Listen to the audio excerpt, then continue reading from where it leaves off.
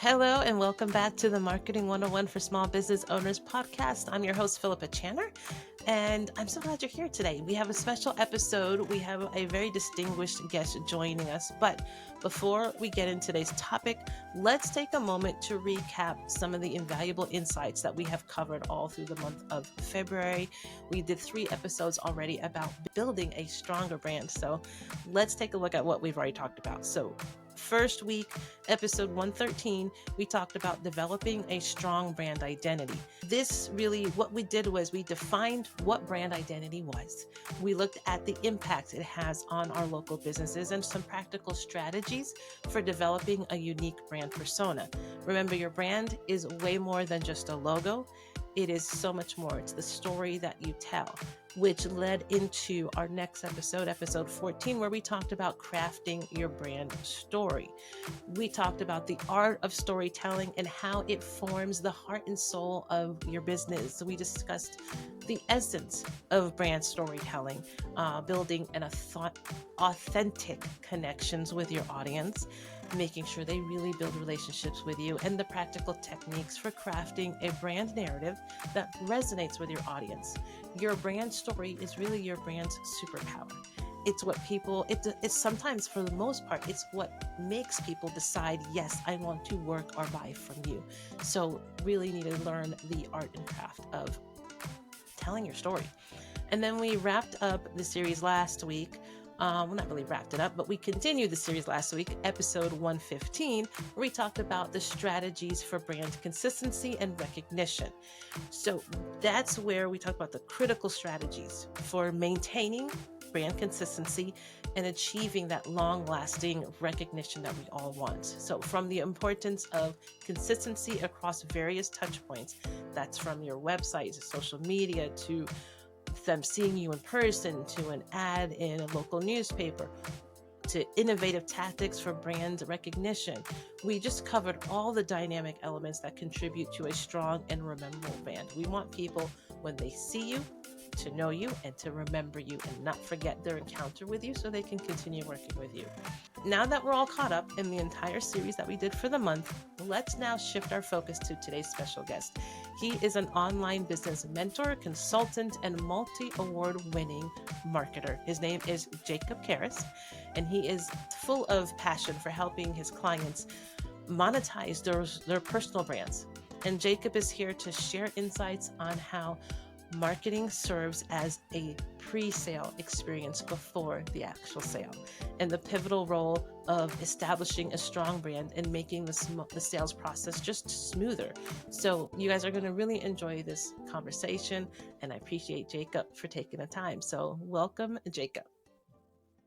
All right, Jacob, thank you so much for joining me today and just agreeing to have this conversation. So I'm so excited. So I did a little intro, but please share a little bit about who you are, where you've been, what you've done, and how you got to where you are today.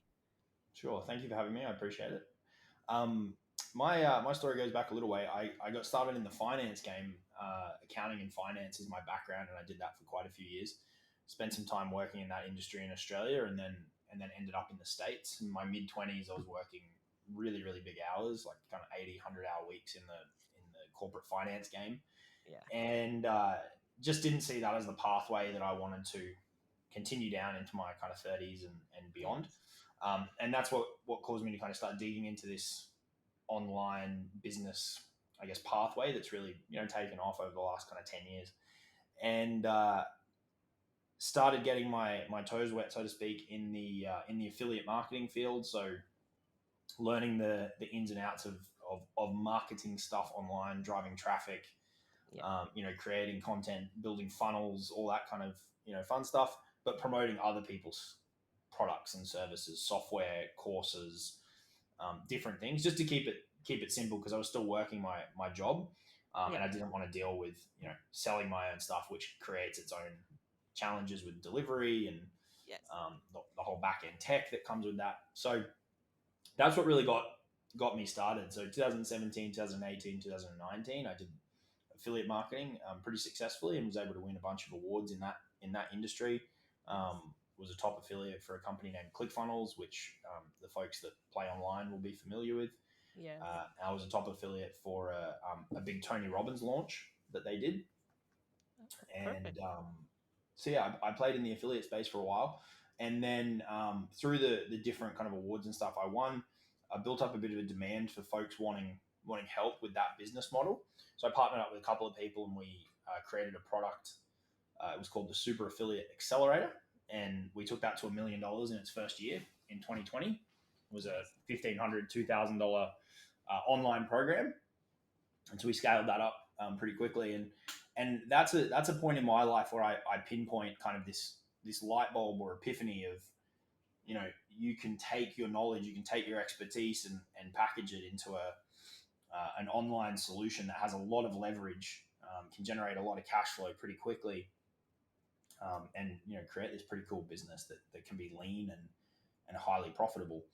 And so that's what I've been focused on for the last couple of years, off the back of my experience growing the affiliate offering, is helping folks with that. So that's coaches, that's consultants, that's people who have courses.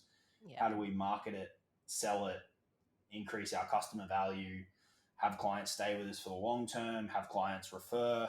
Basically, how can you extract as much I guess, profitability as you can from an ecosystem of people who might follow you on a podcast, on a YouTube channel, on a email list, on Facebook, on Instagram, whatever. That all kind of combines to be the audience ecosystem. How do we Yeah. monetize that as heavily as heavily as we can, and in a simple and enjoyable way?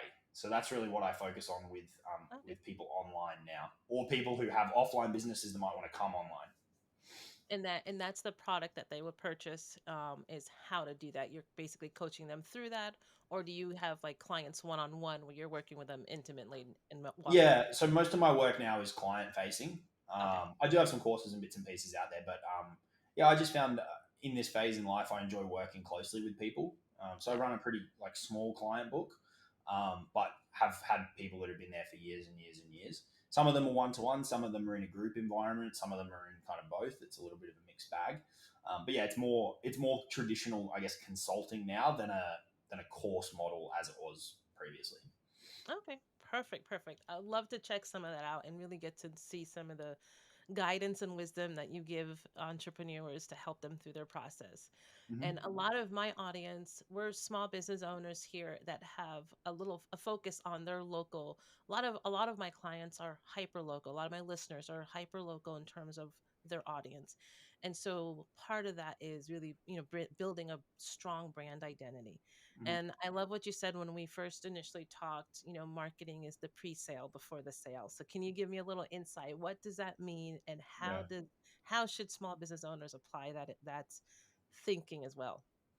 Yeah, I think a lot of offline businesses feel like maybe the social media thing or the online domain is kind of more exclusive to online businesses, and I Mhm. see so much opportunity, especially like here in Australia. I don't know what it's like, in every market, but I know here in Australia there is so much opportunity for small business owners to utilize social media and online brand building, and in particular, I think personal brand building of the person behind the business. Yeah, If you can put that face out there and create a real connection, the I think your lifetime values of your customers will go through the roof. And I yeah, got some examples of that. But you mentioned pre-selling. So I had a mentor who helped me out a lot. I was at a crossroads in my business in 2021.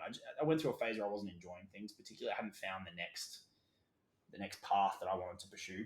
yeah, I worked with a guy named Travis Sago, who's been around in the industry for a really, really long time, and he shifted my perspectives on a lot of things. One being what you've mentioned now, which is that a lot of people use the word marketing, which is fine, but it's kind of a word that it's like, well, what does it mean? Right? A yeah, lot of people use it, but it's like the word value in the internet marketing world. It's like, what does that even mean? And so off the back of his kind of tutelage, I now use the term pre-selling instead of marketing because it's a lot simpler.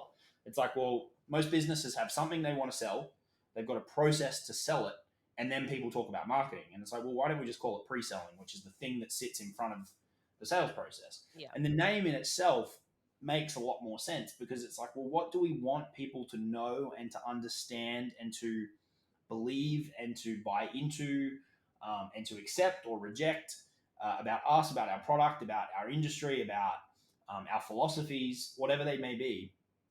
What do we want them to be armed with before they make a purchasing decision? And the cool part is, the stronger the pre-selling, the easier selling becomes, right? Yeah. And so if we think about pre-selling, and we can use the word marketing, and brand as well, is really just about building relationships at scale. That's the way I kind of think about brand. Is, let's say you've got 20,000 people in your audience. Your brand is the collective of your relationship with those 20,000 people, right? Your brand is, if you asked each of those 20,000 people individually, it's what they say about you. That's how I think about brand. And the stronger that relationship is individually and collectively, the easier sales becomes, right? The stronger, the more time that they've spent with you, the easier that relationship becomes. And the example that most people can relate to is, like, if you're married or you've got a long-term partner, right? And you wanted to take them on a holiday, right? You want to take them away for a week, or even as simple as you want to take them out for dinner. You don't need to give them a 3-hour presentation on why you should go out for dinner, right? Yeah. You just go, oh, let's go out for dinner, or let's go on a holiday. Um, Whereas, the first time you invite someone out on for dinner, or the first time you invite someone to go on holidays or whatever, like, the conversation needs to be drawn out a little bit more. It's like, well, who are you? I've just met you. Are Yeah. you, a weirdo? Are you a serial killer? Like, we need to get to know each other a little bit more first, right? Most businesses are leaning on the sales process when they could be leaning on marketing a lot more. And the reason that I find this such a fascinating topic is because marketing has true leverage, right? Marketing these days has true leverage because you can create one message and it can go out to hundreds, thousands, tens of thousands, hundreds of thousands, millions of people, right? Create it once and it gets distributed millions of times. Sales, there are ways to get leverage, but the way most people do sales is hand-to-hand combat, and the way that they scale up selling is through hiring more people, Yeah. which you could argue is a form of leverage, but I don't consider that true leverage because more people is more problems, Yes. right? And so that's why I really like building a business that's very heavy on marketing or pre-selling, is because that's where true leverage really, really, really exists. And the more effectively that we can do that, the easier it is to get that first conversion and to get the repeat conversions, right? So I'll give you an example. There's I like nice wine. It's like one of my vices. I've got a wine fridge on the other side of my screen here that's 170 bottles, and it's got like a whole range of different, really Nice. nice wines from all around the world. And there's a wine shop on the Gold Coast here where I live. I drive past probably 4 or 5 other wine shops to get there because I know the guys that run it. They do a really, really good job. They host, whoa, look at those balloons. They host That's what. tastings once a week, once every other week. I know the staff that work there really well. I follow them on Instagram, right? They share stuff about what stock's coming in, what they're drinking, what they like, new stuff that they've found. And so I'm bought into that local business. And so I will literally drive past 4 or 5, probably more of their competitors to go there, even if the end product that I got was the same. Now, do you think that's because of the time you invested in them or the time that they invested in you and making sure that you knew about them? I think it's because of the relationship that they built when I first invested time in them. Okay. And I think this is where a lot of local businesses underestimate the importance of the first impression. Yes. I went to my partner and I drove about 40 minutes to go to a wine bar the other day that we wanted to try. And we got there, and the lady didn't know the menu, right? She didn't know the wines that they were selling, which in a wine bar is really important because Yeah. that's your product. That's what you do. We didn't get water at the table. She kind of grunted at us when we walked in. Like, she might have been having a bad day, and that's fine. But the Yeah. chances of us returning is pretty low, Yeah. right? Whereas if we walked in and that first experience was amazing, the lifetime value would go through the roof. Now they do a good job of the marketing, which is what got us there in the first place, right? Yep. But you can't just stop after that first one. It's got to continue, and it's got to continue, and it's got to continue. We're all, even to our existing customers, we're always marketing to them because Yes. there's plenty of other places that they could go to, right? Yeah. And I think when we first started the conversation, you mentioned social media Mm-hmm. and a lot of small business not capitalizing on social media enough. So I feel like from what you're saying, your experience with walking into that store could be the same experience somebody has the first time they see your social media feed, and Yeah, what had the information you're presenting and how you're presenting it can give that same first impression vibe. yeah, yeah, absolutely. It does, because I mean that's what's going to get people to move their feet to Yeah. then come in to your store or whatever, right? Yeah. And the point I was going to make before was, most local businesses are a little bit kind of faceless, right? Like they have a name of the business, but that's really hard for people to connect with. And so, like this wine store down the road, I know the owner. He's on the social media stuff. I respect his opinion in that field. Um, it just creates such a stronger bond with a local business if there's a person or a face, Yes. and you can amplify that. People might do that well locally, right? Like they might go, "Oh, that's Bob that owns the fence company down the road," or whatever. Um, but you can amplify that relationship through social media. Yeah. The By showing up. Yeah, exactly. There's when we talk about pre-selling, for me, there's two main things you want to achieve, and the nuances to this depends on the business and the industry and all this kind of stuff. But Yeah. fundamentally, one, we need to pre-sell them on who we are, right? That's the relationship with the individual behind the business. Now that could be mutual interests. That could be, depending on where you are, it could be mutual religious views, political views, family views, philosophies, values, whatever, Yeah. right? Hobbies, interests. We might go to one business over another because one owner supports the same football team as us. Like whatever. Yep. But when Yep. but if we never put that stuff out there, we never give the opportunity for that connection to be made, Yes. right? Um, and I think where a lot of local business owners, they think this stuff is irrelevant, but we're in an era now where people want to follow that story on Yeah. social media, Yeah. right? They want to be part of that journey with the business. Yep. And then so that's the first thing, and then the second thing is we got to pre-sell people on what we do, right? That's our core competency. That's our that's our expertise. That's Yeah. our core product. Um, if we have any kind of contrarian views on, well, this is the way that you should do things versus this is the way that you should do things, why we believe that, what our Yeah. experience tells us, why we sell one type of wine over another one, whatever, right? Like we then have to sell people on our approach to the business that we are in.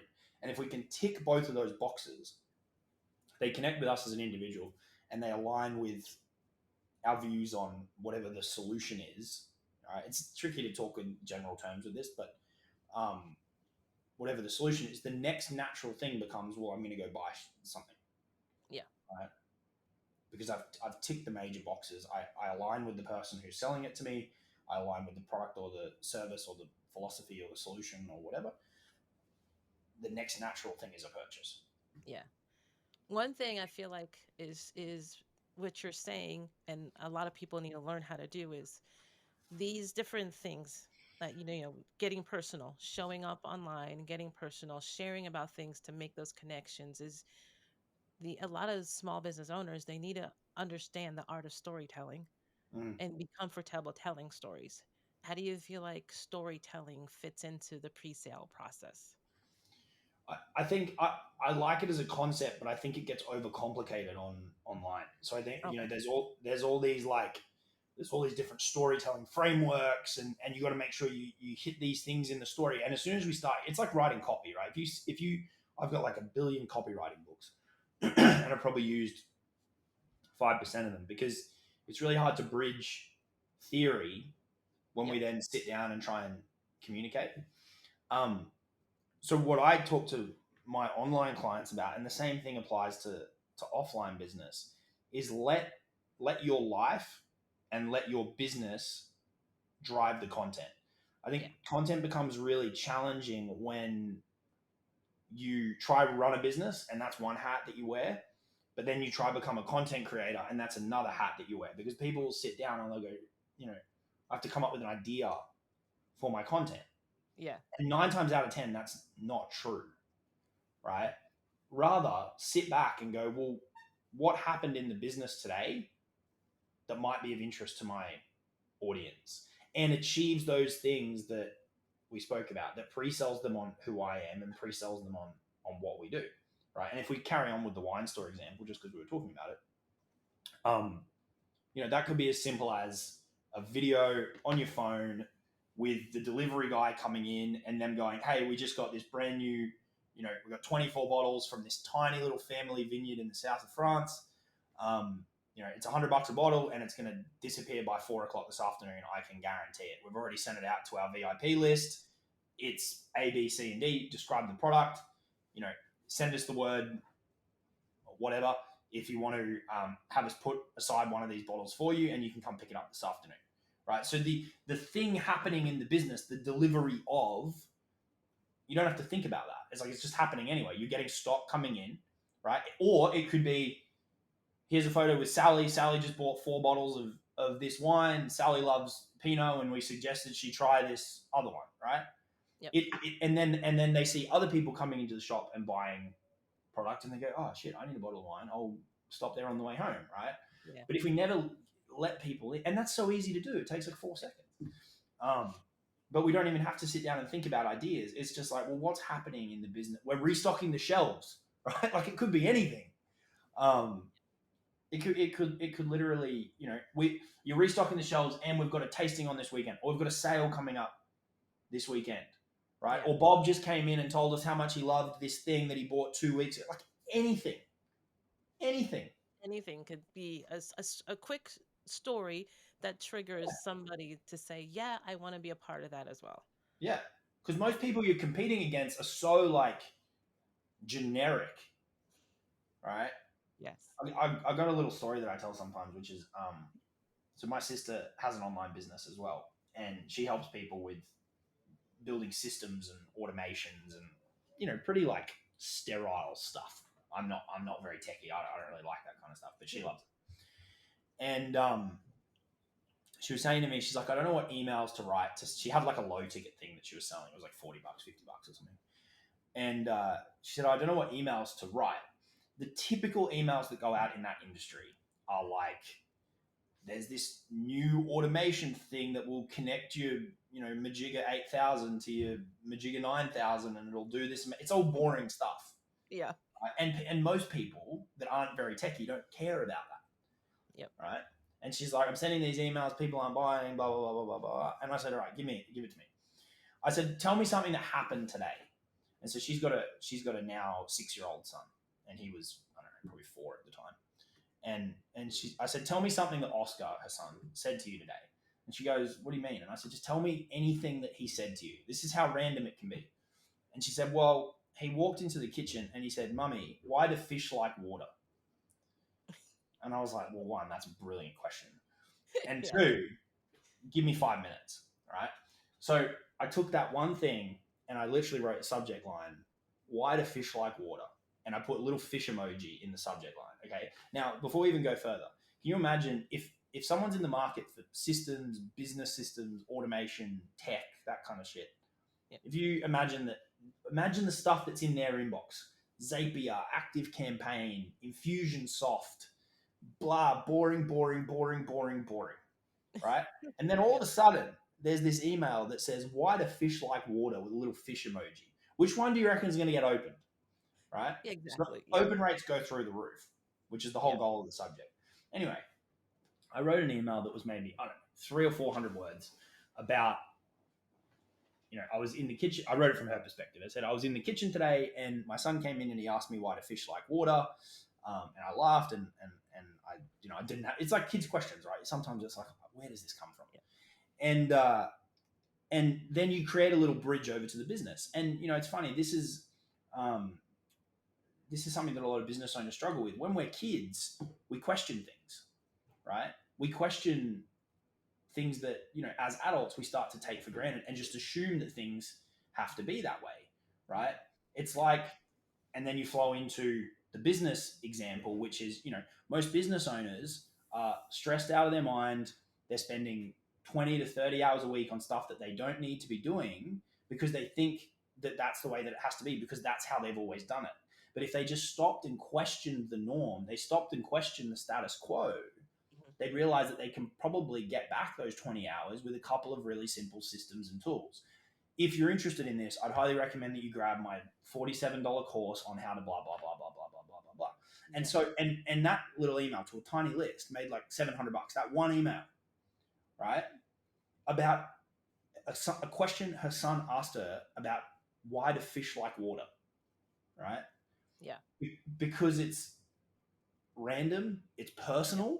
It's like, oh, and this is all the little micro stuff that happens. Is like, oh, Amy's got a son, I've got a Yeah. kid, I relate to her more now, Yeah. right? Yeah. And so it can be as simple as that. And there is a bit of art to that, and being able to spot things and then find the bridge. But just to give folks an Yeah. example of like how crazy simple this stuff can be. Yeah. And I can imagine that once you start and you get a hang of it, you'll start seeing more Oh, examples all over yeah. the place that you can lead to in it. This is awesome. This is awesome. So pre-sale before the sale, another way to kind of make marketing more simple and so like more understandable. Mm-hmm. Anything else small business owners can help really just enhance their personal, include their personal brand into the process and just enhance their overall process before they get to the buy this now moment. Yeah, I mean, I think this behind the scenes thing is so undervalued, right? Like literally just throughout the day, as you're going about your day in the business or even in life, just let people in. Yeah. And I think people will be shocked how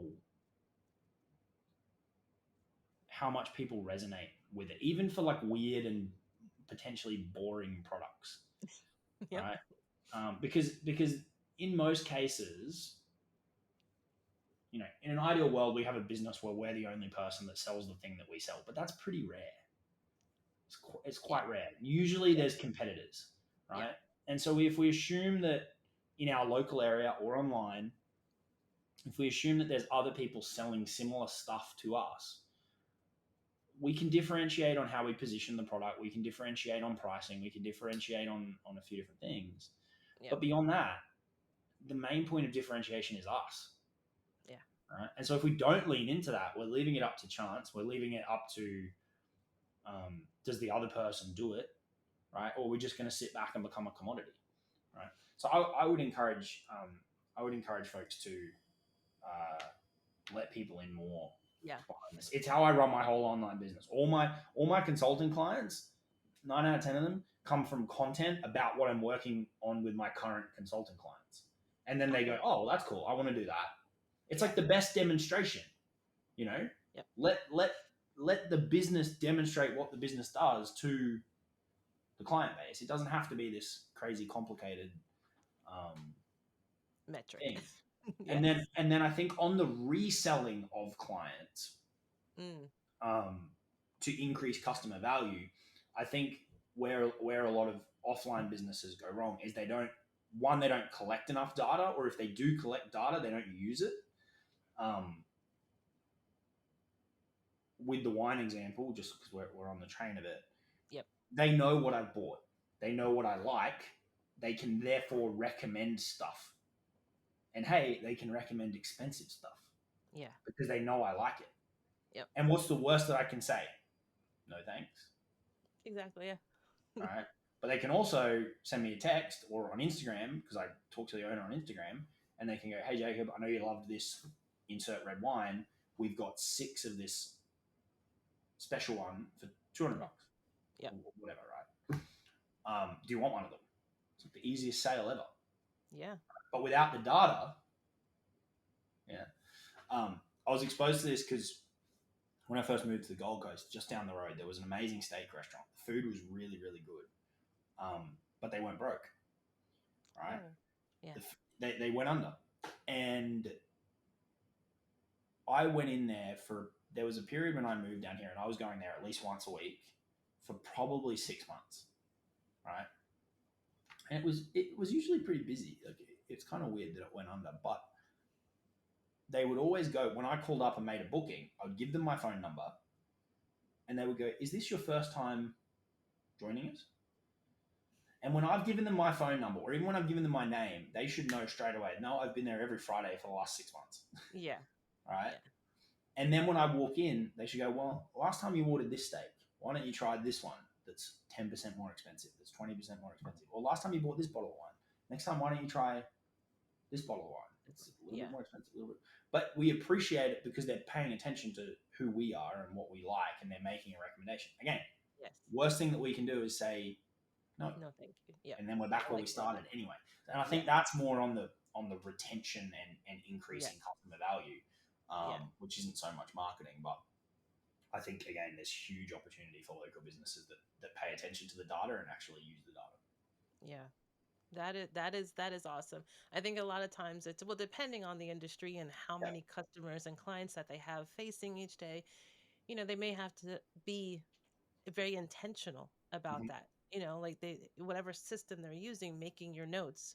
If it's a system that automatically just tracks all the orders, perfect. But if it's not, if it's like a plumber or something, then Yeah. they have to be really intentional about, okay, Yeah. how taking the data and then knowing how to use it the next time. And yeah, it takes a little bit more work, but it pays, just this example, it pays off tremendously. That personal touch of, oh yeah, you remember me, that means a lot for people when they're Yeah. walking in or just interacting with you. Yeah. And then that creates referrals as well, Yeah. which referrals are the ultimate and kind of make your marketing almost redundant because if you get Yes. so booked up from referrals, it's like, well, we're fine, right? Yes. Awesome. Awesome. Jacob, I really appreciate this whole entire conversation. I feel like everybody's going to get some type of nugget that they're going to be able to apply right away, start thinking about it. They'll probably start talking to their kids more, hopefully, and saying, say something cool that I can Yeah, use. say something cool. I can send an email. Yeah. Yes. All right. Awesome. Can you let people know how to get in touch with you if you want them to, and connect with you, and hopefully maybe work with you eventually as well? Yeah. My website's jacobcaris.com. That's JACOBCARIS.com. If you go there, that'll take you off to all the different social media places. I'm on Facebook. I'm on YouTube, and all these different All right. places. Perfect. I mostly work with online businesses, but yeah, if there's folks who are offline, I'm sure they can take some of the information Yeah. and apply it to what they do offline. All right. Perfect. And do you have a preferred social platform that you're on more? It depends how people want to consume. If they want to read, Facebook. If they want to watch, YouTube. Okay. Yeah, All right. Perfect. Again, thank you so much for taking your time to have this conversation with me. I really appreciate it. Hopefully, I will have you back again soon. sounds good. Thank you so much. You're welcome. Bye. All right, guys, that wraps up our insightful conversation with the incredible Jacob Caris. Thank you again, Jacob, for sharing your expertise on how marketing is the pre-sale before the sale and the importance of establishing a strong brand to facilitate the sale process and just make the whole process easier for the customer. Finding creative ways to get your story out there, get a message out there, stop being boring and bland like everybody else, but taking those little nuggets that you experience every day in life and just creating a new message out of it. So it's been a pleasure having you on the show, and I hope you come back again soon. And so for our listeners, please stay tuned to our next episode. We're going to start a new series in the month of March, so stay tuned for that. You're going to be learning some more valuable insights about marketing and business strategy. So until then, you guys, this is Philippa Channer signing off one more day. Stay inspired, stay creative, and we're going to catch you in the next episode. So until then, peace out.